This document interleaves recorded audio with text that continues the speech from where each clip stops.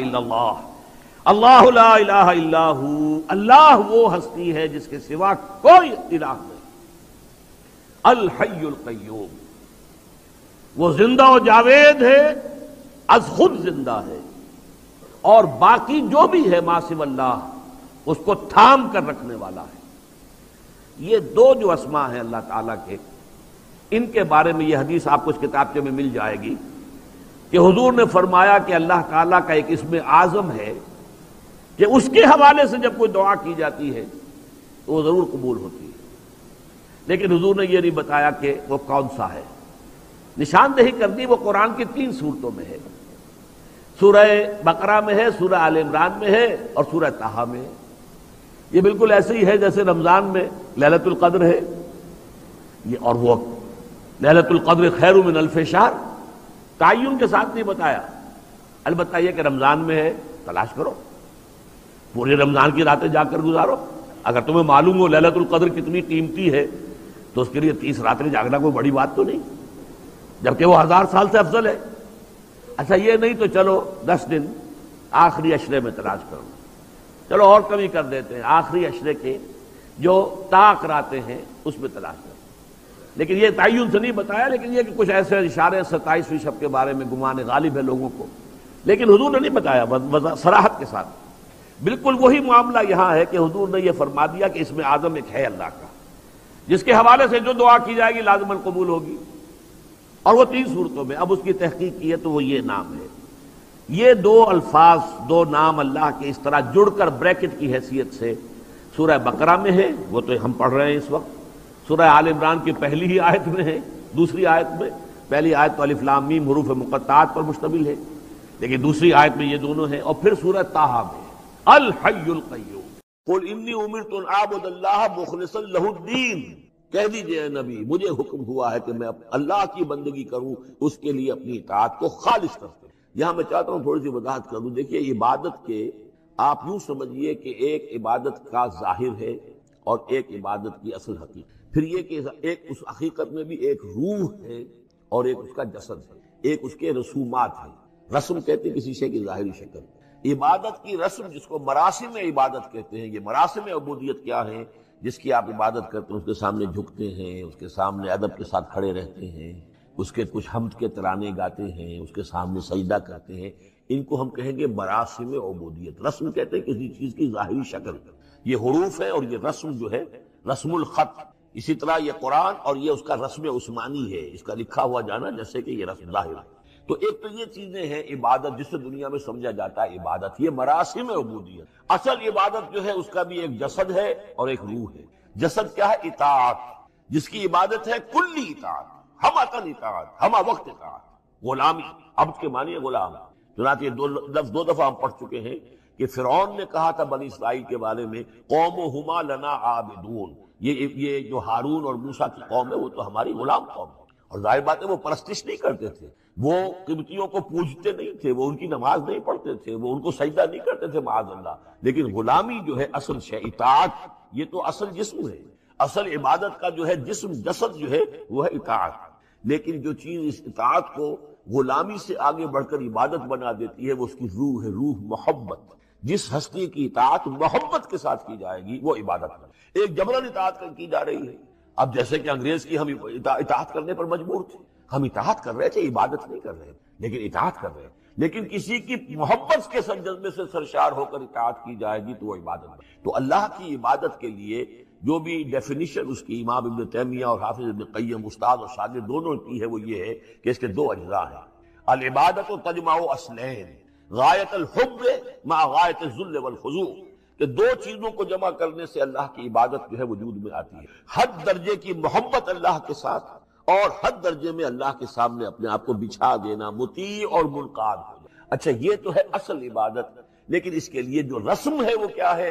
کبھی کبھی کھڑے ہو کر کبھی سلیوٹ کر لینا ہے، کبھی ہاتھ جوڑ دینا ہے۔ اب ہندوؤں کے ہاں ہاتھ جوڑنا ہے، یہ ان کے ہاں کی رسم ہے۔ قنوت ہے، ہمارے ہاں قنوت ہے، ادب کے ساتھ کھڑے ہونا ہے۔ کہیں جو جھک جانا ہے، رکوع کرنا ہے، کہ سجدہ کرنا ہے، حمد کے ترانے جو ہے پڑھ رہے ہیں، تسبیح کر رہے ہیں، یہ اس کی مراسم عبودیت ہے۔ عبادت اصل کیا ہے؟ اطاعت کلی، اللہ کی محبت سے سرشار ہے۔ تو اس صورت کا جو عمود ہے وہ یہ ہے کہ اللہ کی عبادت کرو، اس کے لیے اپنی اطاعت کو خالص کرو۔ اطاعت میں آپ نے کسی اور کو شامل کر دیا، انڈیپینڈنٹ آف ہم، اللہ کی اطاعت سے آزاد، مستقل بذات اطاعت، یہ شرک ہے، اور وہ اطاعت اللہ کو قبول نہیں ہے۔ وہ منہ پر دے مارے گا، یہ مجھے 25% اطاعت نہیں چاہیے آپ کی، آپ لیجئے اپنے سر پاس رکھیے، مجھے تو چاہیے 100%۔ ادخلوا فی السلم کافہ۔ اور ہم سمجھتے ہیں کہ ہم 5-10% بھی ٹرخا لیں گے اللہ تعالیٰ کو، تب بھی ہمیں جنت کو دے ہی دے گا۔ یہی ہے اصل میں ہمارا جو اگر تو دنیا کی زندگی میں گم ہو گئے، جیسے کہ اقبال نے کہا ہے کہ کافر کی یہ پہچان کے آفاق میں گم ہے، اور مومن کی یہ پہچان کے گم اس میں ہے آفاق۔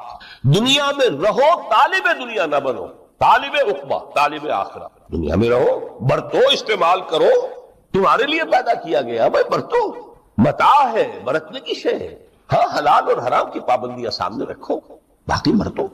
مطلوب یہ نہ ہو، مقصود یہ نہ ہو، مطلوب آخرہ ہو۔ انما الدنیا خلقت لکم وانتم خلقتم للآخرہ۔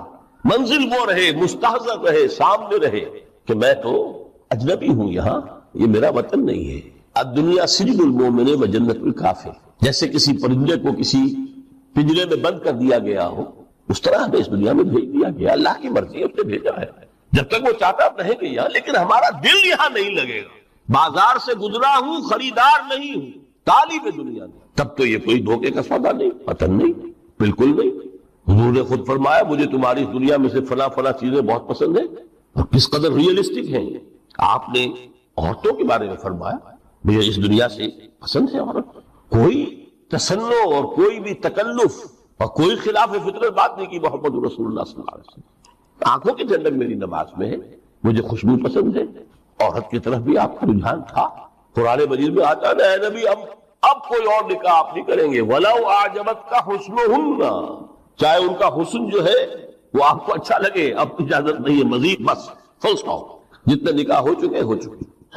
یہ دنیا کو حضور نے صلی اللہ علیہ وسلم دنیا پر سوار رہو، دنیا کو اپنے اوپر سوار نہ ہونے دو، بس بات صرف یہ۔ کافر کی یہ پہچان کہ آفاق میں گم ہے۔ اسی لیے سورہ کہف کا ایک مرکزی مضمون ہے، پہلے رکوع میں بات آتی ہے اِنَّا جَعَلْنَا مَا عَلَى الْأَرْضِ زِینَةً لَهَا لِنَبْلُوَهُمْ أَيُّهُمْ أَحْسَنُ عَمَلًا۔ ہم نے اس دنیا پر جو کچھ ہے، یہ اسکائی اسکریپرز بن گئے ہمارے زمانے میں، اور یہ شاندار بلڈنگز ہیں، اور یہ کچھ ہے، ہم نے زینت اور زیبائش اور آرائش بنا دیا ہے تاکہ آزمائیں، انہی کے حسن کے شکار ہو جاتے ہو اور ان کے پرستار بن کر رہ جاتے ہو۔ رخ روشن کے آگے شمع رکھ کر وہ یہ کہتے ہیں ادھر جاتا ہے دیکھیں یا ادھر پروانہ آتا ہے، پھر بھی اللہ ہی کے عاشق بنے رہو، اللہ ہی سے محبت کرو تو کامیاب ہو گئے۔ دنیا کو برتو۔ اگر دنیا یہ عروس ہزار داماد جو ہے، اگر کہیں یہ محبوبہ بن گئی تو ختم۔ اچھا دیکھیے اس سورہ حدید میں اب یہ دنیا کی حقیقت کو اس طرح بیان کر کے دو نتیجے جو اس سے نکلتے ہیں ان کو علیحدہ علیحدہ بیان کر دیا۔ ایک نتیجہ جو میں بیان کر چکا، رہبانیت، ترک دنیا، اس کی نفی کرتے ہوئے فرمایا وَلَقَدْ أَرْسَلْنَا نُوحًا وَإِبْرَاهِيمَ وَجَعَلْنَا فِي ذُرِّيَّتِهِمَا النُّبُوَّةَ وَالْكِتَابَ فَمِنْهُمْ مُهْتَدٍ وَكَثِيرٌ مِنْهُمْ فَاسِقُونَ ثُمَّ قَفَّيْنَا عَلَىٰ آثَارِهِمْ بِرُسُلِنَا وَقَفَّيْنَا بِعِيسَى ابْنِ مَرْيَمَ وَآتَيْنَاهُ الْإِنْجِيلَ وَجَعَلْنَا فِي قُلُوبِ الَّذِينَ اتَّبَعُوهُ رَأْفَةً وَرَحْمَةً وَرَهْبَانِيَّةً ابْتَدَعُوهَا مَا كَتَبْنَاهَا عَلَيْهِمْ۔ اصل مضمون یہ تھا جس کے لیے تمہید اتنی لمبی باندھی، ہم نے نوح کو بھیجا، ابراہیم کو بھیجا، ان کی اولاد میں ہی نبوت اور کتاب رکھ دی، پھر ان کے نقش قدم پر ہم نے اٹھایا عیسیٰ ابن مریم کو، انہیں انجیل دی، اور جو لوگ ان پر ایمان لائے ان کے دلوں میں رحمت اور رافت کے جذبات پیدا کر دی، انسانی ہمدردی۔ حضرت عیسیٰ کا جو اپنا مزاج تھا، ظاہر بات ہے کہ آپ کے حواریین اور آپ پر ایمان لانے والوں میں اسی کا ایک عکس پیدا ہونا تھا، لہذا وہ ایک خاص کیفیت۔ لیکن فرمایا ایک شے کیوں انہوں نے بدعت کے طور پر ایجاد کر لیا، وَرَهْبَانِيَّةً ابْتَدَعُوهَا مَا كَتَبْنَاهَا عَلَيْهِمْ، رہبانیت کی انہوں نے بدعت ایجاد کر لی، یہ انہوں نے کی ہے، ہم نے یہ ان پر فرض نہیں کی۔ یہ ہے وہ منفی نتیجہ، گریز، خانقاہوں میں جا کر بیٹھ جاؤ، موناسٹسزم، تجرد کی زندگی گزارو، نتیجہ اس کا کیا نکلتا ہے کہ بظاہر راہب اور راہبائیں رہ رہی ہیں اور رہ رہے ہیں، اور اندر جو حرام کاری کے بازار چل رہے ہیں اور تہخانوں کے اندر حرامی بچوں کی قبروں کی قبرستان بنے. ہسٹری آف کرسچین موناسٹیسزم پر کتابیں پڑھ لیجیے، خود انہوں نے اپنے سارے جو ہیں بخیے اجیڑ کر خود رکھ دیے. یہ رہبانیت، یہ اسلام کا راستہ نہیں ہے. احادیث کے حوالے سے میں آپ کے سامنے پہلے بیان کر چکا ہوں. میں بعد میں تھوڑا سا عرض کروں گا کہ ہمارے ہاں بھی یہ رسم کیوں آئی اور کیسے آئی.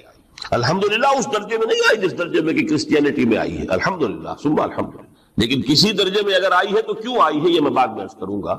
لیکن اس کا مل حیات الدنیا الا متاع الغرور کا دوسرا نتیجہ کیا ہے؟ پہلا نتیجہ تھا گریز کا، پسپائی کا، فرار کا، معاشرے سے نکل بھاگنے کا، تاکہ معاشرے میں اشرار کھل کھیلے جو چاہے کرے. ایک راستہ یہ ہے، ترک دنیا کے معنی ہے ترک لذات دنیا، آسائشوں کو ترک کرنا، سختیاں جھیلنا. کس لیے؟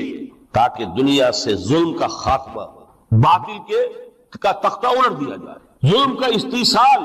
ظاہر بات ہے ظالم آسانی سے ظلم نہیں چھوڑے گا. ایکسپلائٹر وعد و نصیحت سے اپنے ایکسپلائٹیشن سے باز نہیں آئے گا. شاذ ہوتے ہیں اس طبقے کے اندر بھی یقیناً کچھ سلیم الفطرت لوگ ہوتے ہیں، جیسے طبقہ اشرافیہ سے تھے حضرت ابو بکر رضی اللہ تعالیٰ عنہ، سلیم الفطرت انسان تھے. وہ کوئی غلاموں کے طبقے سے تو نہیں تھے، کوئی فقراء کے مساکین کے طبقے میں سے نہیں تھے، اونچے طبقے میں سے تھے. عشرہ مبشرہ اکثر و بیشتر اس طبقے سے تھے. لیکن بائی اینڈ لارج وہ جو طبقہ ہوتا ہے، یا تو وہ اپنے جبر اور استبداد کا تخت جو ہے جما کر بیٹھا ہوا لوگوں کی گردنوں کے اوپر، پولیٹیکل ریپریشن ہے، یا اکنامک ایکسپلائٹیشن ہے، استحصال. محنت لوگ کرے، کھائیں گے ہم، عیش ہم کریں گے. محنت کسان کرے جا کے کھیت میں، ہم لے آئیں گے اپنا حصہ اور عیش کر. یا کوئی سوشل ڈسکریمنیشن ہے، یہ اونچا ہے یہ نیچا ہے، یہ تو پیدا ہی ہوا ہے شودر، یہ اس سے نکل ہی نہیں سکتا، اور یہ پیدا ہوا برہمن، یہ تو اونچا ہے. اس تینوں قسم کے ظلم، اس کا خاتمہ کرنا، اس کے لیے جدوجہد کی ضرورت، جہاد کی ضرورت، قتال کی ضرورت ہے. اور جہاد و قتال آپ نہیں کر سکتے جب تک کہ لذات دنیاوی سے کنارہ کشی نہ کریں، جب تک کہ اپنی بیلٹ کو ٹائٹ نہ کریں، جب تک کہ اپنی ضروریات زندگی کو کم نہ کریں. ضروریات زندگی کم کریں گے تو تفریغ الاوقات ہوگا، جو تبلیغی بھائیوں کی اصطلاح ہے، بہت اہم ہے. اپنے وقت کو فارغ کر سکیں گے. اس وقت کو فارغ کریں گے تو پھر وہ جد و جہد، وہ محنت، وہ جہاد، اس کے لیے آپ کے پاس وقت ہوگا، اس کو آپ لگا سکیں گے. پھر اس میں جب سخت سے سخت منزلیں آئیں گی تو اس میں میدان میں مقابلہ بھی ہوگا، جان کی بازی بھی کھیلنی پڑے گی. اس میں قید و بند کا وقت بھی آ سکتا ہے. 3 برس تک اگر محمد عربی صلی اللہ علیہ وسلم پورے خاندان بنی ہاشم کے ساتھ بدترین اسیری سمجھ لیجئے شیب بنی ہاشم میں جو رہے، یہاں تو اسیروں کو آپ راشن تو دیتے، کھانا تو دیتے، وہاں تو اصل جو ہے وہ تو دونوں طرف سے گھاٹی کا منہ بند کر دیا گیا تھا، سیل تھی کہ کوئی شے جو ہے وہ جانے نہ پائے. 3 برس، جس میں کہ وہ وقت بھی آیا ہے کہ سوکھے ہوئے چمڑے ابال کر ان کا پانی جو ہے بلکتے ہوئے بچے، پھول جیسے بچے بنی ہاشم، ان کے حلق میں ٹپکایا گیا ہے. اور کچھ تھے لوگ، حکیم بن حزام جیسے رضی اللہ تعالیٰ عنہ، بعد میں ایمان بھی لے آئے. حضرت خدیجہ رضی اللہ تعالیٰ عنہ کے چونکہ وہ قریبی رشتہ دار تھے، وہ پہاڑ کو کراس کر کے چوٹی پر سے اتر کر کچھ کبھی کبھی کھانے پینے کی چیز پہنچا دیتے تھے. یہ سارے مراحل آئے. یہ جو ہے یہ مثبت ہے. ترک دنیا وہ نہیں. ترک دنیا سے مراد دنیا کی لذتوں سے، دنیا کی آسائشوں سے، ان سے آدمی اپنے آپ کو پیچھے ہٹائے، ان کو چھوڑے، ان کو ترک کرے، تاکہ اپنا وقت، اپنا مال، اپنی صلاحیتیں صرف کر سکے. کس کام کے لیے؟ اب اس کے لیے دیکھیے آیت نمبر 25 ہے یہ سورہ حدید کی. لقد ارسلنا رسلنا بالبینات، ہم نے اپنے رسولوں کو بھیجا واضح چیزوں کے ساتھ. بینہ وہ شے جو از خود ظاہر ہو. آفتاب آمد، دلیل آفتاب. جب سورج طلوع ہو گیا وہ خود اپنے وجود پر دلیل ہے، اس کے لیے کسی اور اضافی دلیل کی ضرورت نہیں کہ سورج موجود ہے، وہ تو ہے، سب کو نظر آ رہا ہے. تو بینات سے مراد معجزے بھی ہے، اور وہ تعلیم جو ہے بنیادی دین کی کہ جو فطرت انسانی کی جانی پہچانی ہوئی شے، دونوں پر اس کا اطلاق ہو جائے گا. لقد ارسلنا رسلنا بالبینات وانزلنا معهم الکتاب والمیزان، اور ہم نے ان کے ساتھ کتاب اتاری، میزان اتاری. یہ سب کچھ کس لیے کیا؟ لیقوم الناس بالقسط، تاکہ لوگ عدل پر قائم ہوں. یہ ہے سول آبجیکٹو. یہ نہیں بس ہماری کتاب پڑھ لیا کرے، ختم قرآن ہو گیا، اللہ اللہ دعا مانگ لی، چھٹی. قائم کرو اس کو، وہ میزان عدل نصب کرو، ہر ایک کو وہی تل کر ملے جو اس کا حق ہے. اور ہر ایک سے وہ لیا جائے کہ جو اس کے ذمہ واجب ہے۔ اگر یہ نہیں تو بابا پھر سب کہانیاں ہیں، شریعت اور دین اور نماز اور روزہ اور حج کوئی حیثیت۔ اچھی طرح سن لیجیے میری بات، قرآن مجید میں کہلوایا گیا حضور سے، قل یا اہل الکتاب لستم علی شیء حتی تقیموا التوراۃ والانجیل وما انزل الیکم من ربکم۔ اے نبی ان سے کہہ دیجیے کتاب والوں تمہاری کوئی حیثیت ہی نہیں، ہماری نگاہوں میں تمہارا کوئی مقام ہی نہیں، جب تک کہ تم قائم نہیں کرتے تورات کو اور انجیل کو، جو کچھ کے نازل کیا گیا تمہاری طرف، تمہارے رب کی طرف سے قائم کرو، پھر آؤ ہم سے بات کرو، ہم سے دعا کرو، ورنہ دفع ہو جاؤ۔ Nothing doing. We don't care for you. لستم علی شیء حتی تقیموا التوراۃ والانجیل وما انزل الیکم من ربکم۔ اب قانون خداوندی تو بدلتا نہیں ہے، نہ فرام پرسن ٹو پرسن، نہ فرام نیشن ٹو نیشن، نہ فرام امہ ٹو امہ، اٹل ہے۔ وَلَن تَجِدَ لِسُنَّتِ اللَّهِ تَبْدِيلًا وَلَن تَجِدَ لِسُنَّتِ اللَّهِ تَحْوِيلًا۔ سنت اللہ تو ایک ہے۔ اب اس آیت کو ذرا پڑھیے، قُلْ يَا أَهْلَ الْقُرْآنِ لَسْتُمْ عَلَىٰ شَيْءٍ حَتَّىٰ تُقِيمُوا الْقُرْآنَ وَمَا أُنزِلَ إِلَيْكُم مِّن رَّبِّكُم۔ کہہ دو اے محمد کہ اے قرآن والو تمہاری کوئی حیثیت نہیں ہے ہمارے ساتھ جب تک کہ تم قرآن کو قائم پڑھ لو اور اس کے قرات کے مقابلے منعقد کرا لو اور سونے کے تاروں سے اسے لکھ لو اور اس کو جو چاہو کر لو، کوئی حیثیت نہیں۔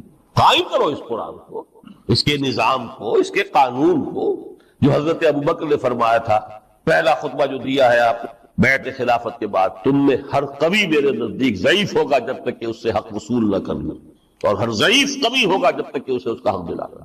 سورہ شورى میں حضور سے کہلوایا گیا، قل وَأُمِرْتُ لِأَعْدِلَ بَيْنَكُمْ، مجھے یہ حکم ہوا ہے کہ میں تمہارے مابین عدل قائم کروں۔ میں واعظ بن کر نہیں آیا، میں بدھ مت کے بھکشو بنانے کے لیے نہیں آیا تمہیں۔ ہاں انقلابی عمل میں ایک مرحلہ آتا ہے، بدھ مت کے بھکشو بننا پڑتا ہے کچھ عرصے کے لیے، تیاری کا مرحلہ، وہ میں ابھی بعد میں ذرا بیان کر دوں، لیکن مستقل نہیں ہے یہ بدھ مت کے بھکشو۔ یہ بدماش جس طرح چاہیں کھل کھیلیں، ظالم جس طرح چاہیں لوگوں پر ظلم کرتے رہے، تشدد اور جبر کا جس طرح سے چاہے معاملہ کرے، استحصالی نظام جس طرح ہوتا ہے چلتا رہے۔ شاہ ولی اللہ دہلوی رحمۃ اللہ علیہ کے الفاظ میں، انسانوں کی عظیم اکثریت ڈھور ڈنگر بن جائے، صبح سے لے کے شام تک کمر توڑ دینے والی مشقت کے بعد بمشکل 2 وقت کی روٹی ملتی ہو، اس کا کبھی خیال اسے اللہ کا آئے گا؟ کبھی اللہ سے لو لگا سکے گا؟ دنیا نے تیری یاد سے بیگانہ کر دیا تو اس سے بھی دل فریب ہے غم روزگار کے۔ اس لیے حضور نے فرمایا کاد الفقر ان یکون کفرا، یہ فقر جو ہے یہ تو انسان کو کفر تک پہنچائے۔ عدل قائم کرو۔ تو دیکھیے یہ آیت انتہائی گمبھیر آیت ہے قرآن مجید کی سورہ حدید کی، جس طرح وہ آیت متاع الغرور والی جس شان کے ساتھ سورہ حدید میں آئی ہے، اعلموا انما الحیات الدنیا لعب ولہو وزینۃ وتفاخر بینکم وتکاثر فی الاموال والاولاد کمثل غیث اعجب الکفار نباتہ ثم یہیج فتراہ مصفرا ثم یکون حطاما وفی الآخرۃ عذاب شدید ومغفرۃ من اللہ ورضوان وما الحیات الدنیا الا متاع الغرور۔ لیکن اس کا نتیجہ کیا نکلنا چاہیے؟ لقد ارسلنا رسلنا بالبینات وانزلنا معهم الکتاب والمیزان لیقوم الناس بالقسط۔ Now prepare for the shock۔ میرے نزدیک میرے علم کی حد تک شاید دنیا کی کوئی انقلابی کتاب نہ ہو جس نے اس قدر عریاں طور پر کھل کر یہ کہا ہو کہ ظالموں کی سرکوبی کرو، کچلو ان کے ساتھ۔ وانزلنا الحدید، ہم نے لوہا بھی اتارا ہے۔ ایک وقت آتا ہے ظلم نہیں ختم ہوتا جب تک کہ لوہے کی طاقت ہاتھ میں نہ آئے۔ انزلنا الحدید، ہم نے صرف کتاب ہی نہیں اتاری ہے، لوہا بھی اتارا ہے۔ فیہ باس شدید، اس میں جنگ کی صلاحیت ہے۔ ومنافع للناس، لوگوں کے لیے کچھ اور منفعتیں بھی ہیں، کوئی توا پرات چمٹا یہ بھی بنا لو، ٹھیک ہے، لیکن اصلاً یہ اصلاح کی۔ وانزلنا الحدید، اسی تو سورہ حدید کا نام حدید ہے۔ فیہ باس شدید ومنافع للناس ولیعلم اللہ من ینصرہ ورسلہ بالغیب۔ اللہ دیکھنا چاہتا ہے کون ہے اس کے وفادار بندے تو اس لوہے کی طاقت کو ہاتھ میں لے کر مدد کرتے ہیں اس کی اور اس کے رسولوں کی غیب میں ہونے کے باوجود۔ ان اللہ قوی عزیز، ویسے اللہ قوی ہے، عزیز ہے، آنے واحد میں کفر کو ختم کر دے جب چاہے، آنے واحد میں ظالموں کا ظلم جو ہے وہ ختم کر کے رکھ دے، وہ سب کچھ کر سکتا ہے۔ لیکن پھر تمہاری آزمائش کیسے ہوگی؟ کیسے معلوم ہوگا ہوز ہو، کس کا کیا مقام تھا، کس کے پاس کتنا یقین کا سرمایہ تھا، کس کے ایمان کی گہرائی اور گہرائی کا کیا عالم تھا، کس نے ہمارے دین کے لیے کیسی کیسی قربانیاں جھیلی ہیں۔ یہ ہے ترک دنیا جو موسٹ پروفاؤنڈ ہے، نتیجہ خیز ہے۔ خیر کو وجود میں لانے کے لیے ہے، لیکن اس کی مثالیں موجود ہیں۔ حضرت مصعب بن عمیر رضی اللہ تعالی عنہ ایام جاہلیت میں کہا جاتا ہے ان کا جوڑا جو ہے شام سے تیار ہو کر آتا تھا، جیسے کبھی مشہور ہے کہ پنڈت نہرو کا بھی کپڑے سل کر آتے تھے پیرس سے، موتی لال نہرو کا بیٹا، اور موتی لال نہرو وہ تھا کہ وائس رائے کی پہلی کار آئی ہے ہندوستان میں تو دوسری کار موتی لال کی آئی ہے، اس کا بیٹا، اس کے کپڑے پیرس سے سل کر آتے، مصعب بن عمیر کے کپڑے شام سے تیار ہو کر، اور وہ ہمیشہ عطر میں بسے ہوئے ہوتے تھے، یہاں سے گزر گئے معلوم ہوا کہ پوری گلی جو ہے وہ مہک اٹھی، معلوم ہو جائے کہ مصعب گزرا ہے یہاں سے، ایمان لائے محمد رسول اللہ پر صلی اللہ علیہ وسلم۔ باپ فوت ہو چکا تھا، اس کی چھوڑی ہوئی دولت تھی، ماں تھی، لیکن وہ خاندان کا نظام، چچا تھا سربراہ، وہ بدترین کافر، اس نے پہلے سمجھایا ہوگا 100 طریقے آزما کر پھر آخری بار اس نے آزمایا، یہ جس دولت کے اوپر تم عیش کر رہے ہو یہ تمہارے مشرک باپ کی دولت ہے، نکل جاؤ گھر سے۔ انہوں نے سمجھا تھا جیسے سورہ صافات میں آتا ہے فَأَرَادُوا بِهِ كَيْدًا فَجَعَلْنَاهُمُ الْأَسْفَلِينَ، انہوں نے حضرت ابراہیم کے بارے میں سمجھا تھا جب دیکھیں گے کہ آگ تیار ہو رہی ہے اور یہ اس میں مجھے ڈال دیں گے تو سب یہ نشہ حرن ہو جائے گا، یہ توحید وحید سب ہوا ہو جائے گا، لیکن ہوا کیا؟ بے خطر کود پڑا آتش نمرود میں، عشق عقل ہے محو تماشائے لبے بامر، اس نے تو یہ دھمکی دی تھی کہ دن میں تارے نظر آ جائیں گے مصعب کو، ناز و نام میں پلا ہوا انسان، اسے کہہ دیا جائے نکل جاؤ گھر سے، اٹھ کر چلنے لگے، اس کا ٹیسٹ جو ہے اور اچھا یہ کپڑے بھی اسی مشرک باپ کے ہیں، اتارو ان کو، مادر ذات برہنہ ہو کر گھر سے نکلے، پھر وہی ہے کہ جن کے نام قرائے فال بنا میں من دیوانہ زدن، بیعت عقبہ اولا ہوئی ہے، لوگوں نے کہا کہ ہمیں کوئی مقری دیجئے قرآن پڑھانے والا جو ہمیں قرآن پڑھائے، حضور نے فرمایا جاؤ مصعب، وہ مصعب وہاں جا کر مدینے میں المقری بن گئے، جا المقری، وہ آ رہا پڑھانے والا، اور 1 سال کی محنت دعوت اور تبلیغ اور قرآن کے پڑھانے کے نتیجے میں اگلے سال 75 افراد لا کر ہی میں ڈال ڈالے، یہ مصعب ہے۔ شہادت ہوئی ہے غزوہ بدر میں، ایک مرتبہ اس سے پہلے کا واقعہ بھی ہے کہ حضور مسجد میں تشریف فرما تھے، سامنے سے حضرت مصعب گزرے، ایک پھٹا ہوا سا کمبل جسم کے گرد لپیٹا ہوا، حضور کی آنکھوں میں آنسو آ گئے، آج کجا تاب کجا، یہ دیوانہ جو ہے اللہ کا اور رسول کا اور دین کا کہاں سے کہاں پہنچ۔ غزوہ احد میں علم ان کے ہاتھ میں، جس ہاتھ میں علم ہے باہر پڑا، کٹ گیا، دوسرے سے پکڑا، اس کو بھی کٹ گیا، پھر دونوں جتنے بچ گئے تھے حصے ان سے سنبھالا، پھر شہید ہو گئے، جسم پر صرف ایک چادر تھی، اوپر سے جسم ننگا، صرف سطر کے لیے چادر، دفن کرنے لگے تو مسئلہ یہ پیش آ گیا کہ چونکہ شہید کے تو کفن جو ہے اس کا اپنا جو بھی لباس پہنا ہو شہادت، حضور سے کہا گیا کہ حضور مصعب کی چادر تو اتنی چھوٹی ہے کہ سر ڈھانپتے ہیں تو پیر کھل جاتے ہیں، پیر